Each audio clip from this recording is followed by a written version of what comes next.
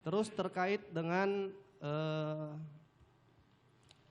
Cuk tadi datang tanggal 8 malam. Jam berapa malam ke Duren 3 ke rumah saksi? Saya nggak tahu pasti, yang jelas dia datang. Sendiri inisiatif atau? Saya juga tiba-tiba datang dia, saya nggak hubungin, datang dia. Karena keterangan Cuk dia datang 18.30. Ya, ada Ricky dan ada Yogi di situ. Kepastiannya saya tidak perhatiin jam waktu itu. Tidak datang. Pas Cuk datang itu terdakwa Hendra sudah di situ? Saya tidak ingat. Acai sudah di situ? Saya tidak ingat ya. Tidak ingat juga? Saya tidak ingat, karena saya waktu itu masih kalut lah seperti apa nanti. Ya itu yang mau saya cross check. Ya. Nah, terkait dengan keterangan Richard Eliezer yang katanya berubah ketika bilang yang nembak saudara semua, saudara merasa waktu itu bohong kan gitu. Waktu pertama kali saudara dibilang sama Kadif TIK tadi kan? Iya.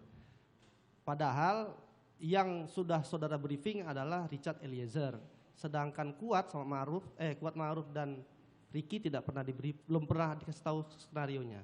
Menurut saksi, kenapa tiba-tiba si Richard ini bisa berubah setelah saudara saksi kasih briefing skenario itu? Saya nggak bisa jawab karena saya nggak tahu kenapa dia berubah.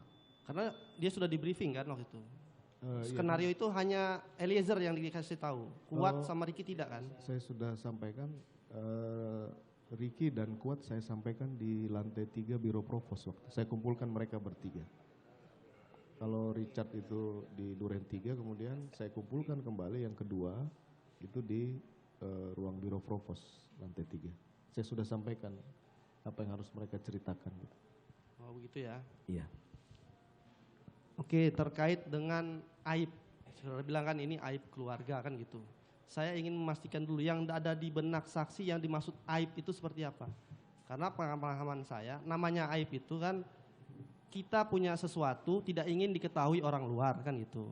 Kalau orang luar melakukan sesuatu kepada kita namanya itu musibah, keniscayaan orang akan tahu. Ini kan mohon maaf ya, istri saudara saya yang dilecehkan nih.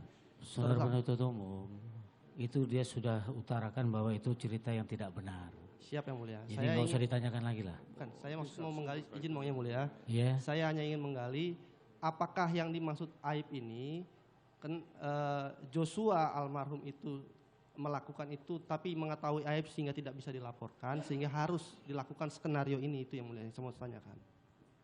Apakah saudara Joshua ketika melakukan itu saudara tidak bisa melakukan proses hukum terhadap Joshua sehingga harus diambil tindakan seperti ini, sengkarut seperti ini gitu loh. Apa yang maksud aib itu? Apakah saudara Joshua mempunyai aib yang saudara saksi tahu yang takut nanti saudara Joshua itu membocorkan keluar itu? Itu yang saya sampaikan bahwa amarah dan emosi melupakan logika saya. Ya harusnya sih dia yang duduk di sini untuk menghadapi proses itu, tapi karena ya kenapa tidak dilapor polisi waktu itu? Kenapa harus seperti itu maksud saya? Ya kondisinya kan memang ya saya alami seperti ini.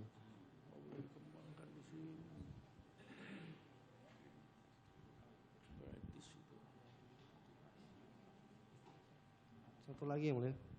Iya.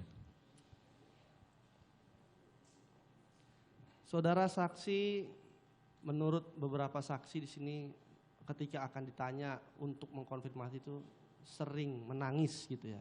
Yang ingin saya tanyakan, apakah saudara saksi ketika dipertanyakan ini menangis itu dalam rangka memang sedih atau tadi seperti bahasa saksi untuk memuluskan skenario tadi yang awal tadi itu? Itu saya selalu ingat kejadian yang menimpa istri saya di Magelang, sehingga itu pasti akan kemudian membuat kesedihan saya dan amarah saya terhadap peristiwa yang terjadi di Magelang gitu. Berarti bukan secara psikis untuk mempengaruhi saksi seperti tadi gitu? Bukan. Bukan ya? Bukan.